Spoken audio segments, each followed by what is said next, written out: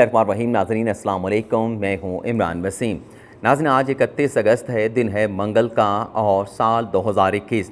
आज के प्रोग्राम में सुप्रीम कोर्ट से मुतल्लिका एक ब्रेकिंग न्यूज़ आप नाज़रीन के साथ शेयर करेंगे। ब्रेकिंग न्यूज़ ये है कि हुकूमत और अपोजिशन ने मिल के मुतफ़िक़ा तौर पर सुप्रीम कोर्ट के निज़ाम में, सुप्रीम कोर्ट की फंक्शनिंग में बड़े पैमाने पर अखाड़ बिछाड़ का, बड़े पैमाने पर तब्दीलियों का फ़ैसला किया है। ये तब्दीलियाँ किस किस्म की सुप्रीम कोर्ट के निज़ाम में, सुप्रीम कोर्ट की फंक्शनिंग में लाई जाएंगी कानून साज़ों की तरफ से, और इन तब्दीलियों का सुप्रीम कोर्ट की फंक्शनिंग पर किस किस्म का अफेक्ट पड़ेगा, ये डिटेल आज के इस व्लॉग में आप नाज़रीन के साथ शेयर करेंगे। इसके अलावा सुप्रीम कोर्ट से जुड़ी 2 से 3 अहम डेवलपमेंट भी आप नाज़रीन के साथ शेयर करेंगे। मिसाल के तौर पे चंद रोज़ पहले सुप्रीम कोर्ट बार के सदर लतीफ़ अफरीदी की तरफ से चीफ जस्टिस ऑफ पाकिस्तान को एक ख़त लिखा गया। उस ख़त के जवाब में आज अटॉर्नी जनरल खालिद जावेद खान साहब ने vice chairman Pakistan bar council और सुप्रीम कोर्ट बार के सदर लतीफ़ अफरीदी को जवाबी ख़त लिखा है। इन दोनों ख़तों में सुप्रीम कोर्ट से मुतल्लिका किन मामलात को डिस्कस किया गया है, ये भी आप नाज़रीन को बताएंगे। और इसी के साथ साथ गुज़िश्ता रोज़ से जो सोशल मीडिया पर सहाफ़ी आमिर मीर की जो मुतफ़र्रिक़ दरख्वास्त गर्दिश कर रही है, उस दरख्वास्त में किस किस्म के इल्ज़ामात लगाए गए हैं, उन इल्ज़ामात पर भी आज के इस व्लॉग में आप नाज़रीन के साथ गुफ्तगू करेंगे। तो बात करते हैं आज की अपनी टॉप स्टोरी से, जो गुफ्तगू का सिलसिला है उसका आगाज़ करते हैं। आज नाज़रीन पार्लियामेंट हाउस में जजेस की तकरीरों से मुतल्लिक जो पार्लिमानी कमेटी 19वीं तरमीम 18वीं तरमीम के नतीजे में तश्कील दी गई थी, उस पार्लिमानी कमेटी का एक बहुत ही अहम इजलास हुआ। इस इजलास की नाज़रीन सदारत कर रहे थे फ़ारूक एच नाइक। इस इजलास में 4 अहम फैसले किए गए हैं सुप्रीम कोर्ट के निज़ाम से मुतल्लिक, सुप्रीम कोर्ट की फंक्शनिंग से मुतल्लिक। पहला जो फ़ैसला किया गया है, जो पिछले कुछ अरसे से एक कंट्रोवर्सी चल रही है कि सुप्रीम कोर्ट में जो जजेस की एलिवेशन है, क्या उसमें मेरिट का जो असूल है उसे मद्देनज़र रखा जाए या सीनियरिटी का जो असूल है उसे मद्देनज़र रखा जाए, या इन दोनों असूलों को मद्देनज़र रखते हुए सुप्रीम कोर्ट में जजेस की एलिवेशन की जाए, जजेस की जो है वो तैनाती की जाए। आज इस कमेटी के इजलास में एक आईनी तरमीमी बिल को मंजूर किया गया है और बाकायदा इससे मुतल्लिक सेनेट के सेक्रेटरी की तरफ से एलामिया भी जारी किया गया है, जिसमें यह बताया गया है कि इस इजलास में, पार्लिमानी कमेटी के इजलास में, यह मुतफ़िक़ा तौर पर, मुश्तरका तौर पर यह फ़ैसला हुआ है कि सुप्रीम कोर्ट में जो जजेस की तकर्री है वो सीनियरिटी की बुनियाद पर होगी, और इस सिलसिले में पार्लियामेंट हाउस में एक आईनी तरमीमी बिल पेश किया जाएगा और कसरत राय से इस बिल को कौमी असम्बली और सेनेट से पास कराया जाएगा। दूसरी जो तब्दीली की गई है वो ये की गई है कि जो एडहॉक जजेस हैं, अगर चीफ जस्टिस ऑफ पाकिस्तान किसी हाई कोर्ट के जज को या किसी ऐसे वकील को जो सुप्रीम कोर्ट का जज बनने की अहलियत रखता है, उन्हें एडहॉक जज लगाना चाहते हैं, तो इस सारे तरीक़ाकार में पार्लिमानी कमेटी को लाताल्लुक़ रखा गया था। लेकिन आज जो तरमीमी बिल पार्लिमानी कमेटी की जानिब से मंजूर किया गया है, उसमें यह कहा गया है कि अगर chief justice of Pakistan supreme court में किसी जज को या किसी वकील को एडहॉक जज के तौर पे तैनात करना चाहते हैं, तो इसके लिए भी पार्लिमानी कमेटी से मंजूरी लेना, पार्लिमानी कमेटी को सिफारिशात भिजवाना भी ज़रूरी होगी। तीसरा जो अहम फ़ैसला किया गया है वो नाज़रीन ये है कि अगर सुप्रीम कोर्ट किसी बुनियादी हकूक़ के मामले का, बुनियादी हकूक़ की खिलाफ वर्जी के मामले का नोटिस लेती है आर्टिकल 184(3) के तहत, तो उस फैसले के ख़िलाफ़ जो है सुप्रीम कोर्ट में अपील दायर हो सकेगी। यानी इस नए बिल में लिखा गया है कि अगर सो मोटो किसी इशू पे सुप्रीम कोर्ट के चीफ जस्टिस ऑफ पाकिस्तान लेते हैं या किसी बेंच की तरफ से सो मोटो एक्शन लिया जाता है, तो उस सूरत में सुप्रीम कोर्ट का 3 रुकनी बेंच उस सो मोटो केस की समाअत करेगा, और जो भी फ़ैसला उस बेंच की तरफ से दिया जाएगा उस फैसले को 5 रुकनी बेंच के सामने चैलेंज किया जा सकेगा। यानी सो मोटो केस का जो फ़ैसला होगा, उस फैसले के ख़िलाफ़ अब अपील का जो एक राइट है वो इस आईनी तरमीमी बिल में दे दिया गया है। और साथ ही साथ इस तरमीमी बिल में ये भी कहा गया है कि अगर सो मोटो केस के फ़ैसले के ख़िलाफ़ मुतासरा फ़रीक़ैन की तरफ से अपील दायर की जाती है, तो इस सूरत में जो 3 रुकनी बेंच का फ़ैसला होगा उस पर अमल दरामद रोक दिया जाएगा, ता वक्त ये कि जो अपील सुप्रीम कोर्ट में 3 रुकनी बेंच के ख़िलाफ़ दायर की गई है, उस अपील पर जब तक फ़ैसला नहीं हो जाता, 3 रुकनी बेंच का जो फ़ैसला है उस पर किसी तरह से अमल दरामद नहीं किया जाएगा। लेकिन साथ ही साथ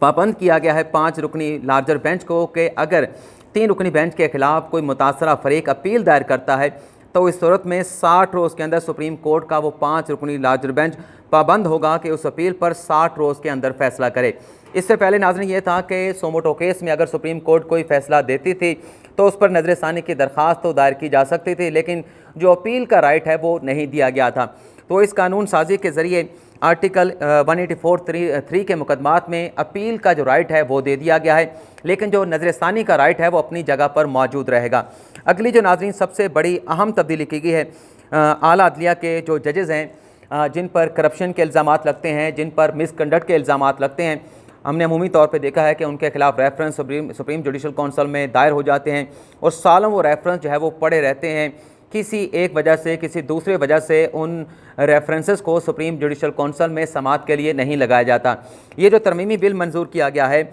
इस तरमीमी बिल के ज़रिए अगर रेफरेंस किसी जज के ख़िलाफ़ सुप्रीम जुडिशल कौंसिल में दायर किया जाता है तो इस सूरत में सुप्रीम जुडिशल कौंसिल पाबंद होगी कि उस जज के ख़िलाफ़ जिस पर मुबैना तौर पर करप्शन का इल्ज़ाम लगाया गया है, जिस पर अख्तियारात के नाजायज़ इस्तेमाल का इल्ज़ाम लगाया गया है, जिस जज पर मिसकंडक्ट का इल्ज़ाम लगाया गया है, सुप्रीम जुडिशल कौंसिल रेफरेंस दायर होने के बाद उस रेफरेंस पर 90 रोज़ के अंदर फ़ैसला करने की पाबंद होगी। ये 4 बड़ी अहम तब्दीलियाँ सुप्रीम कोर्ट के मेकनिज़म में, सुप्रीम कोर्ट के का जो निज़ाम है या सुप्रीम कोर्ट की जो फंक्शनिंग है उसमें आज ये बड़ी तब्दीलियाँ हुकूमत और अपोजिशन की जानिब से मुश्तरका और मुतफ़िक़ा तौर पे करने का फ़ैसला किया गया है। इसके साथ साथ एक और तब्दीली भी करने का फ़ैसला हुआ है आज के इस पार्लिमानी की कमेटी के इजलास में। वो फ़ैसला ये है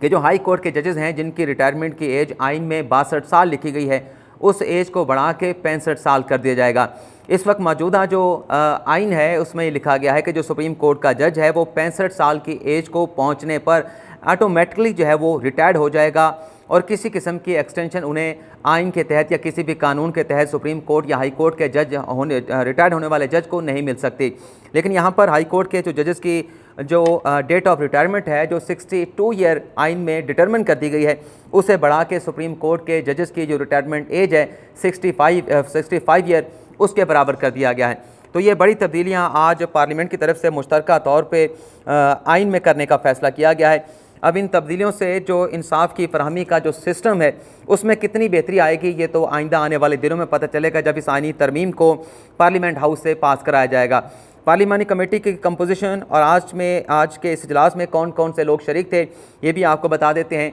कंपोजिशन नाज़रीन इसमें 8 अरकान होते हैं। 4 अरकान का ताल्लुक हुकूमत से होता है, 4 अरकान का ताल्लुक जो है वो अपोजिशन के साथ होता है। लेकिन आज जो इजलास हुआ इस इजलास की सदारत कर रहे थे फ़ारूक एच नाइक जिनका ताल्लुक पीपल्स पार्टी से है, सेनेटर आज़म नज़ीर तारक जो कि मुस्लिम लीग नवाज़ की तरफ से, सेनेटर हालिया जो सेनेट का इलेक्शन हुआ है इसमें मुंतखब हुए थे सरफराज बुगटी हुकूमती जो है वो सेनेटर समझे जाते हैं क्योंकि हुकूमती इत्तेहादी भी हैं और इसलिए ये हुकूमत की तरफ से इन्हें पार्लिमानी कमेटी में शामिल किया गया है। अली मोहम्मद ख़ान जो कौमी असम्बली में पार्लिमानी अमूर के जो है वो ज़िम्मेदारियाँ सरअंजाम देते हैं वो भी इस कमेटी में शामिल थे। साबिक़ वज़ीर आज़म राजा परवेज़ अशरफ और राना सनाउल्लाह भी आज के इस इजलास में शरीक हुए। इसके अलावा सेनेटर अली ज़फ़र और ग़ालिबन आज़म सवाती भी इस इजलास में जो है वो हुकूमत की तरफ से शरीक होते हैं, लेकिन आज सिर्फ ये 5 अरकान कमेटी के इजलास में मौजूद थे। ये जो नाज़रीन आज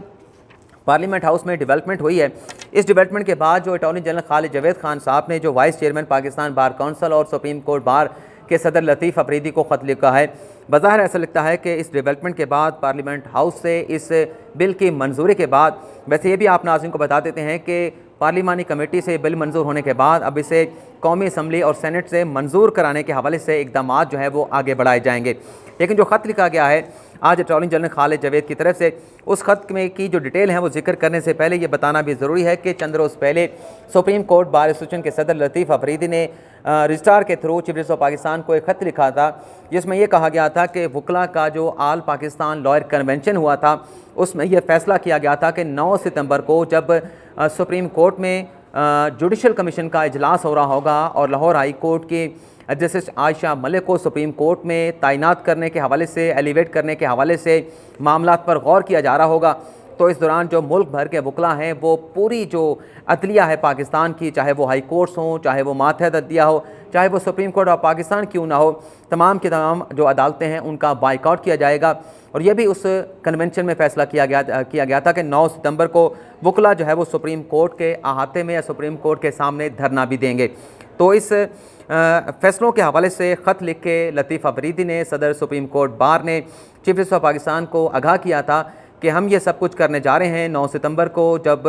जजेस की तैनातियों के हवाले से जुडिशल कमीशन का इजलास होगा तो हम ये आगाह करना चाहते हैं कि अगर उस रोज़ कोई नाखुशगवार वाक़या होता है तो उसके हवाले से अगर कोई पेशगी इक़दाम करने हैं तो सुप्रीम कोर्ट की तरफ से उन पेशगी इक़दाम को उठा लिया जाए। इस हवाले से जो भी स्टेप लेने हैं वो ले लिए जाएँ। इस खत के बाद नाज़रीन आज अटॉर्नी जनरल खालिद जावेद खान साहब ने vice chairman Pakistan bar council Khushdil Khan और लतीफ़ अफरीदी जो कि सुप्रीम कोर्ट बार एसोसिएशन के सदर हैं उन्हें एक ख़त लिखा गया है। इस खत में अटॉर्नी जनरल खालिद जावेद खान साहब का दोनों जो वकला की जो बॉडीज़ हैं, जो प्लेटफॉर्म हैं, उनसे कहा गया है, जो उनके मुंतखब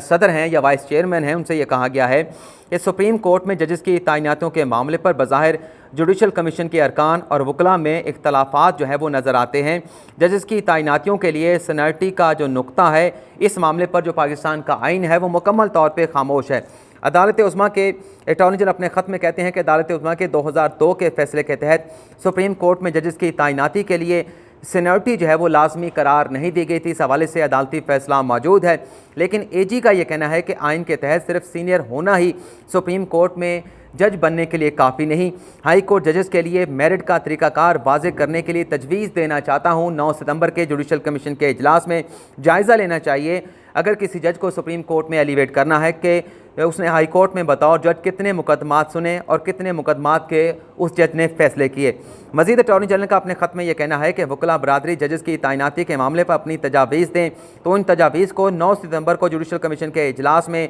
गौर के लिए पेश किया जाएगा। और इसके साथ साथ अटॉर्नी जनरल का अपने ख़त में यह भी कहना है कि मेरी ये इंटेंशन ये है, मेरी ख्वाहिश ये है, मैं इरादा रखता हूँ कि 9 सितंबर को जो जुडिशल कमीशन का इजलास होने जा रहा है इस इजलास में मैं ये एक तजवीज़ जुडिशल कमीशन के सामने रखूँगा कि सुप्रीम कोर्ट में ख़ातून जज की एक सीट जो है वो परमानेंट जो है वो मुख्तस कर दी जाए और मुस्तकबिल में ख़वातीन जजेस की इन सीटों को बढ़ाया जाए। इस हवाले से अटॉर्नी जनरल ने पाकिस्तान बार कौंसिल के वाइस चेयरमैन और सदर सुप्रीम कोर्ट बार एसोसिएशन से